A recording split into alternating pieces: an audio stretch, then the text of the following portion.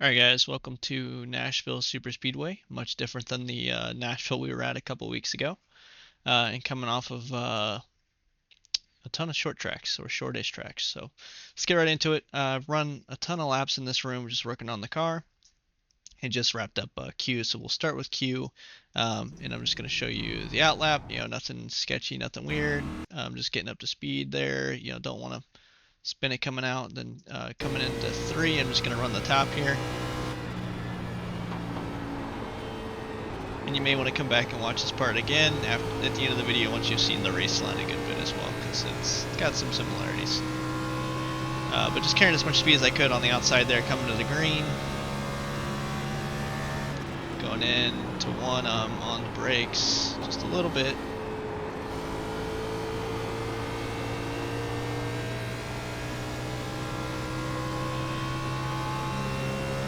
The big thing is you don't want to drive in too deep into the corner, because you will just plow the front end off and just run towards the wall. If you get on the throttle too early here, it is going to want to come up the track pretty good. It's going to want to come up either way, but it's pretty stable, it felt like there, and I ran right up. So we're in a 30.387 in 81 air temp, 109 track temp, 100% usage. So we'll just go down and break this down just a little bit more. So again, coming to the green, I'm going to come up. And I'm looking for the end of this sign right here. It's the Rackley sign.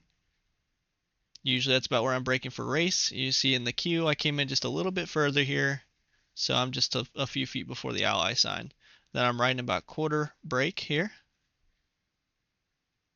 Coming all the way down. It's a kind of an arc. You don't want to be too shallow here. Shallow entry will absolutely suck. You'll just come up in the center and not be able to get out of the corner because you've already essentially angled yourself towards the wall in the center of the corner instead of late enough for it to actually work and you'd be able to drive out of the corner. So pretty much I got into it pretty hard here. There's a little bit of easing into it because I don't want to get into it till I'm going to be straight and can just power off the corner.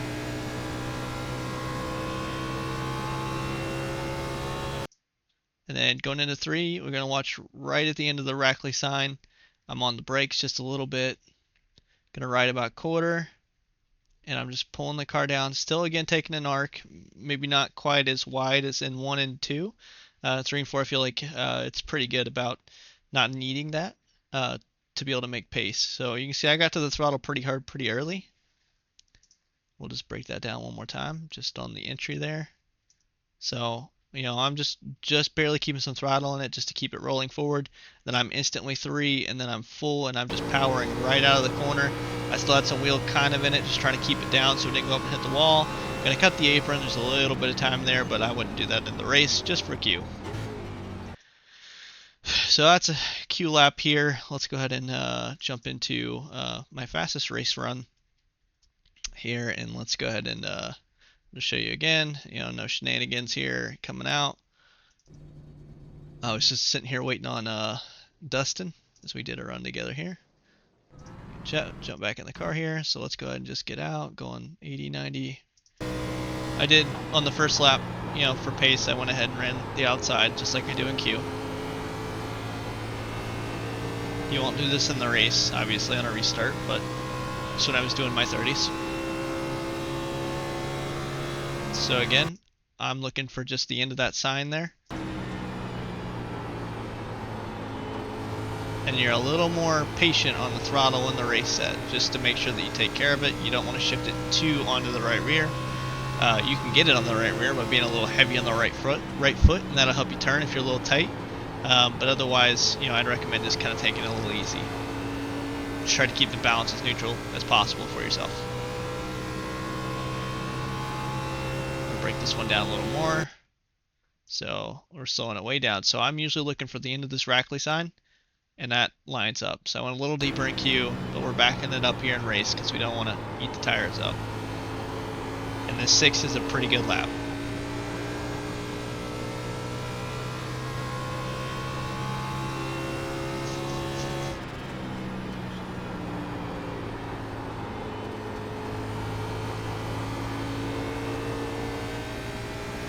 Let's go ahead and break down 3 really quickly.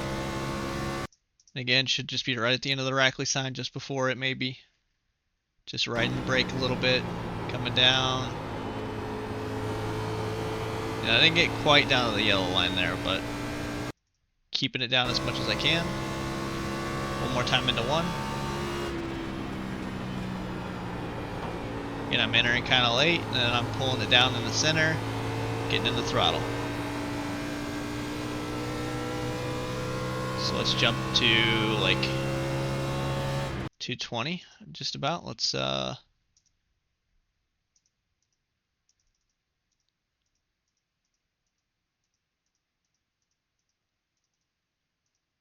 we go. So we can see the gap, just so we can see what the lap times that I was putting out here kind of look like. So we'll jump to 225. You can see there's still about the same gap between myself and Dustin.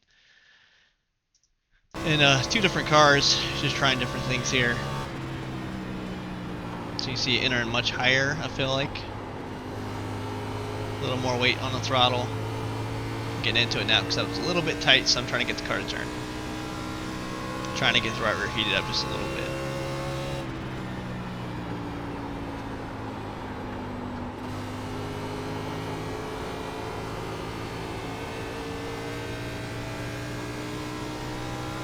It's nowhere near as much throttle control as some other places. You can be kind of more aggressive on it here, but you still have to kind of take care of it.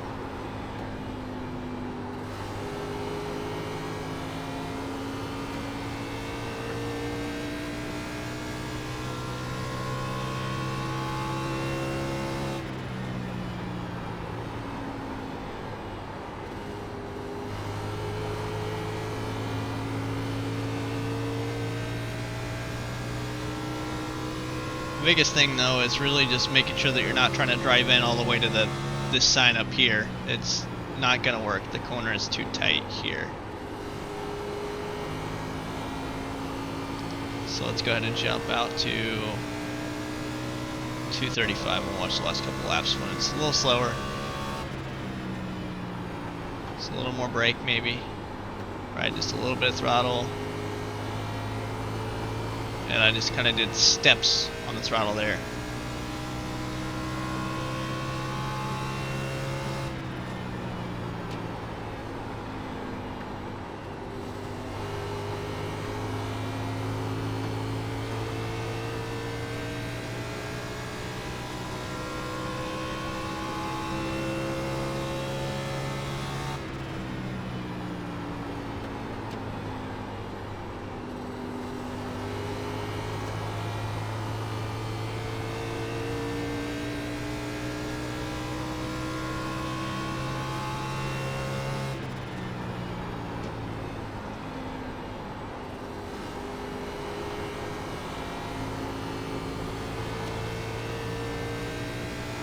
Alright guys, that should give you a good idea of how I'm driving the car, you know, through the run, the Q lap, as well as the race laps. So good luck this week. I'll probably put some updates out if I feel like the car needs it.